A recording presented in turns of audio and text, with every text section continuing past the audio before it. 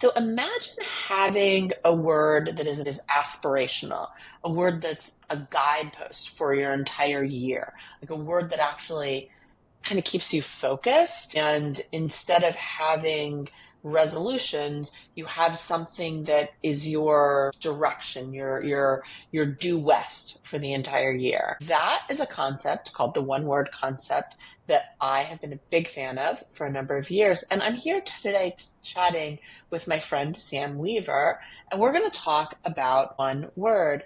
I'm Erika Dickstein with Spring Insight. Sam Weaver with Chevy Chase Acura.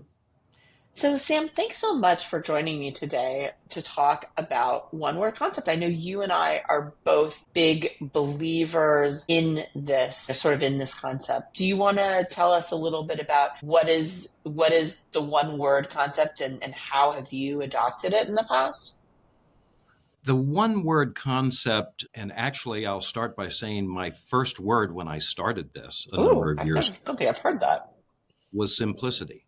Hmm. And I think I'm a firm believer that simplicity sells, however you want to define the word sell. And I think complexity is the evil part of confusion and progress. And so I started with the word simplicity. I'd never really heard of the concept of one word. I kind of stumbled on it myself. I may have heard a TED talk or something and somebody mentioned one word, and I'm like, that's a great idea because it provides clarity and focus. You know, where focus goes, things typically grow. And so I started it a number of years ago. That's awesome.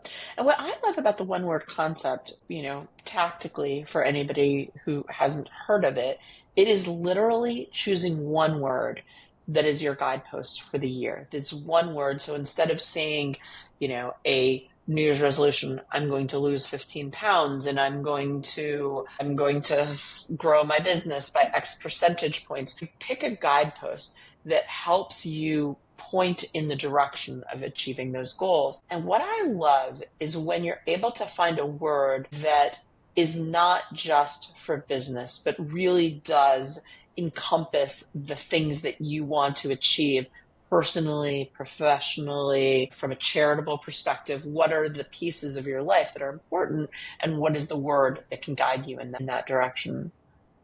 So, with that, Sam, are you ready to uncover what your 2025 word is going to be? Sure, sure. But I'd like to start with my words tend to build on one another.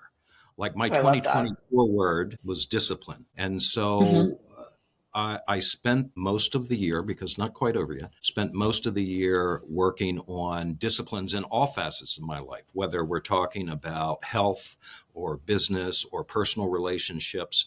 And you use the word guide, and that's a great word for it because it's a driver. It's not a goal. One word is Hmm. not a goal. It's a driver. It's what helps you achieve your goals. And so discipline is my 2024 word. Execute is my 2025 word. So all of the things that I practice with discipline, I'm going to focus now on executing on those disciplines and ideas that I've developed over the year. See, I love that. And both you and I have a habit, which I think is the right habit, of choosing words that are not outcomes but inputs, right? So, you hear somebody who says maybe that their word is going to be thrive. Well, that's an amazing word. And don't get me wrong, I love the word thrive, right? But that's an outcome. That's something that happens because you don't just thrive. You thrive because you have you've created systems perhaps that give you the ability to thrive, right? So I think you and I both focus in that direction. And that's what's great about execute and about discipline, is that it's a word that is based in the work to get you to the outcomes that you want. So I've been toying around. I'm 9% there on my word. I went back and forth. I thought a lot about my first word that I thought about was bold. And then I was kind of thinking, I'm a purple person with purple hair. I'm not really sure that bold is that much of a goalpost for me, right? I also thought about profitable. You and I actually talked about that, and you made the point when you and I were talking about, well, you're bordering on outcomes here. So I have returned, and I'm going with what I consider somewhat of an automotive word, not necessarily in your honor, but for the audience here, I will definitely say that it's in your honor. But the word I'm really most likely going to go with is traction. And Great word. to and I really like it. And the idea of traction is that it's a little bit like discipline or like consistency, but it's this idea that the things that you want to achieve happen because you have created traction, because you have put in the work.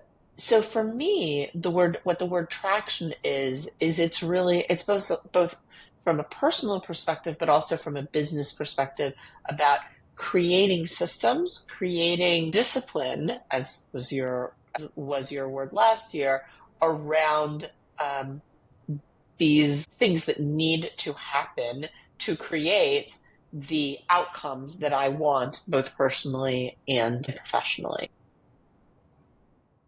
Absolutely.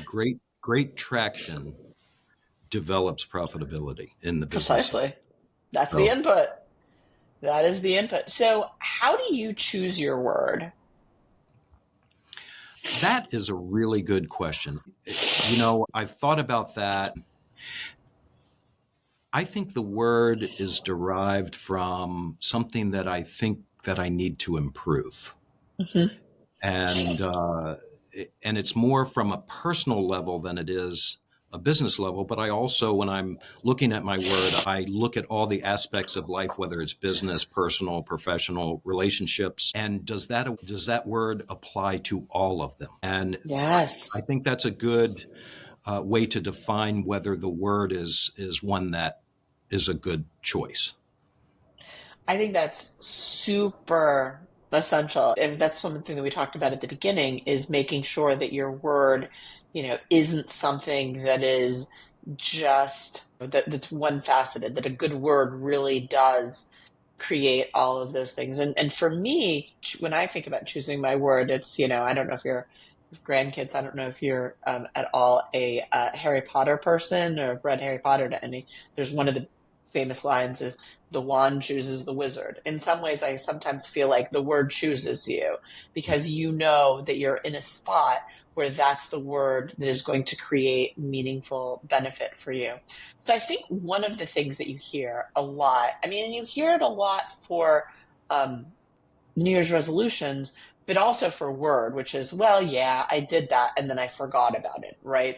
But I know you and me also that when you choose a word, you are very intentional about making sure that you stay true to the word throughout the year and that you really integrate it into sort of your actions. So how do you do that? I think I've mentioned that I journal every day, have for years. And so that's the first thing I write down every single morning is I Hmm. write the word. I have a one-page calendar for each day, which I do time blocking. And the first thing I do is write the word discipline, as I've done every day this year. So that keeps it in front of me. And then when I start to journal, I kind of reflect on, did I live the word yesterday? And I have times where I didn't live the word, but it keeps me on track, and that's how I keep it in the forefront. The word, in my opinion, is just a mini vision statement, and it's one that's hard to forget. One word is easy to remember for a whole year. Yes, it's true. 9 New Year's resolutions are not easy to remember for the whole year. No, exactly. It's easy to remember. And if you have one that is very broad, it is very easy to keep yourself true to it because you really can, you can sort of create that question that, did I stay true to discipline? That makes so much sense to me. So for me, I'm not wearing it today. What's funny, and I'm getting a little bit off track here, but I was very true to my 2024 word, which was accountable through September. And I actually made a choice, an actual choice that I was not going to, that the word had done what I needed it to do. And I no longer, because I created, I think too many systems around it. and it had become sort of cumbersome and it was no longer serving me quite as well. So I'm not wearing the bracelet, but I literally order a bracelet that has the word on it. I love your idea, and I'm also a journaler, so I might actually take that up about literally asking my question, answering the question every single day. Did I live that word the prior day? Why or why not? I think that's really that's a cool idea. You made a great statement that I've not really talked about or thought about, but is the word serving you? Mm-hmm. That is a great question to ask every day. Is Yeah. my word Yeah. serving me And you know today? what? It served me very well through September. And it was very much something that I learned a lot from because it was accountable, right? So it was keeping tabs and keeping numbers. And I learned a lot from the process. It was just becoming something where I wasn't as good about it. And so then I was doing it at the wrong times and it wasn't serving me. So I made that, as I said, I made that decision to discontinue it, but very meaningfully had worked on, had made that, had made a decision. Oh, and one other thing that, for anybody here in the DC area who's watching this before, I believe, January 8th of 2025, we go together to this that you run, Rotary Means Business, where we talk about one word. And one thing that we do with the people who take part in that, which if you are in the DC area, please feel free to reach out to either one of us and we'll be happy to invite you to this. But we have participants, or I have participants because I facilitate this one, who literally write a postcard to themselves that is a pep talk that they want to give themselves in July, which is halfway through the year, to remind themselves, hey, what was my word and why is this good and why is this something I want to keep? Because you know what?